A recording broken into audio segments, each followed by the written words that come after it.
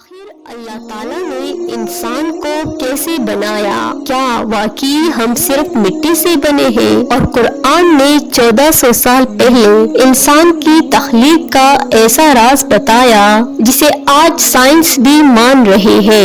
یہ ویڈیو آخر تک ضرور دیکھیے کیونکہ آخری حقیقت آپ کا ایمان تازہ کر دے گی۔ کیا آپ جانتے ہیں اگر آج پوری دنیا کے سائنسدان ایک جگہ جمع ہو جائے تو کیا وہ ایک زندہ انسان بنا سکتے ہیں؟ صرف ایک خلیہ، صرف ایک دل، صرف ایک آنکھ، ہرگز نہیں۔ پھر یہ انسان کیسے وجود میں آیا؟ کیا انسان واقعی مٹی سے بنایا گیا؟ اللہ نے حضرت آدم علیہ السلام کو کس مٹی سے پیدا کیا؟ آج کی ویڈیو میں آپ قرآن، صحیح احادیث اور حیران کن سائنسی حقائق کی روشنی میں جانیں گے کہ اللہ تعالیٰ نے انسان کو کیسے پیدا کیا۔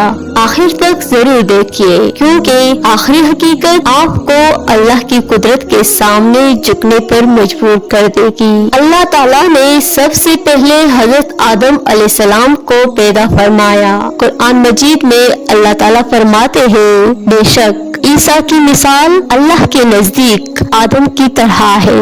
انہیں مٹی سے پیدا کیا، پھر فرمایا ہو جا تو وہ ہو گئے۔ اس کا مطلب یہ ہے کہ اللہ تعالیٰ کو کسی چیز کے لیے محنت یا وقت درکار نہیں، وہ صرف حکم دیتا ہے کن اور وہ چیز وجود میں آ جاتی ہے۔ حضرت آدم علیہ السلام کس مٹی سے بنائے گئے؟ احادیث میں آتا ہے کہ اللہ تعالیٰ نے زمین کے مختلف حصوں سے مٹی لی، اسی لیے انسانوں کے رنگ، شکلیں، مزاج اور طبیعتیں مختلف ہیں۔ کوئی نرم دل، کوئی سخت مزاج، کوئی گورا، کوئی سانولا، کوئی صبر والا، کوئی جلد غصہ کرنے والا۔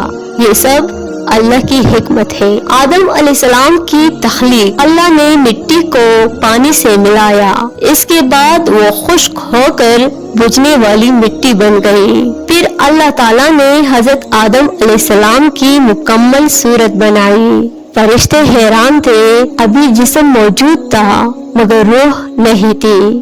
پھر اللہ تعالیٰ نے آدم علیہ السلام نے روح پھونکی، جیسے ہی روح سر تک پہنچی انہوں نے آنکھیں کھول دی، جب سینے تک پہنچی سانس لینا شروع کر دیا، اور جب پورے جسم میں روح پہنچی حضرت آدم علیہ السلام مکمل زندہ انسان بن گئے۔ قرآن میں اللہ تعالیٰ فرماتے ہیں، پھر جب میں اسے مکمل انسان بنا دوں اور اس میں اپنی پیدا کی ہوئی روح پھونک دوں تو تم سب اس کے سامنے سجدے میں گر جانا۔ فرشتوں کو حکم ہوا آدم کو سجدہ کرو، تمام فرشتوں نے سجدہ کیا سوائے ابلیس کے۔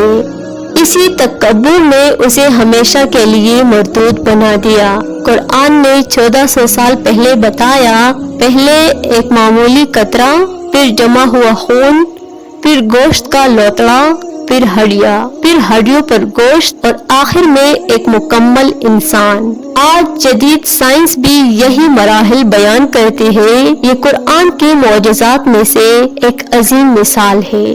انسان کی اصل حقیقت، انسان جتنا بھی طاقتور بن جائے وہ اپنی پیدائش نہیں بدل سکتا، وہ اپنی موت نہیں روک سکتا، وہ ایک مچھر تک پیدا نہیں کر سکتا۔ اسی لیے قرآن بار بار انسان کو اس کی اصل یاد دلاتا ہے تاکہ وہ غرور نہ کرے اور اپنے رب کو پہچانے۔ انسان کی تخلیق کا مقصد، اللہ تعالیٰ نے انسان کو صرف کھانے، سونے اور دنیا کمانے کے لیے پیدا نہیں کیا۔ قرآن میں اللہ تعالیٰ فرماتے ہیں، میں نے جنوں اور انسانوں کو صرف اپنی عبادت کے لیے پیدا کیا ہے، جو اپنے رب کو پہچان لے وہی کامیاب ہے۔ آج آپ نے جانا انسان کی ابتدا مٹی سے ہوئی۔ اب خود سے ایک سوال پوچھئے، جس رب نے ہمیں عدم سے وجود دیا، کیا ہم اس کی نعمتوں کا شکر ادا کرتے ہیں؟ معزز ناظرین، اگر ویڈیو پسند آئی ہو تو ویڈیو کو لائک شیئر کریے، کیونکہ شاید آپ کا ایک شیئر کسی کے دل میں اللہ کے پہچان اور ایمان کو مضبوط کر دے۔ مزید ایسے اسلامک ویڈیوز دیکھنے کے لیے ہمارے چینل کو ضرور سبسکرائب کریے۔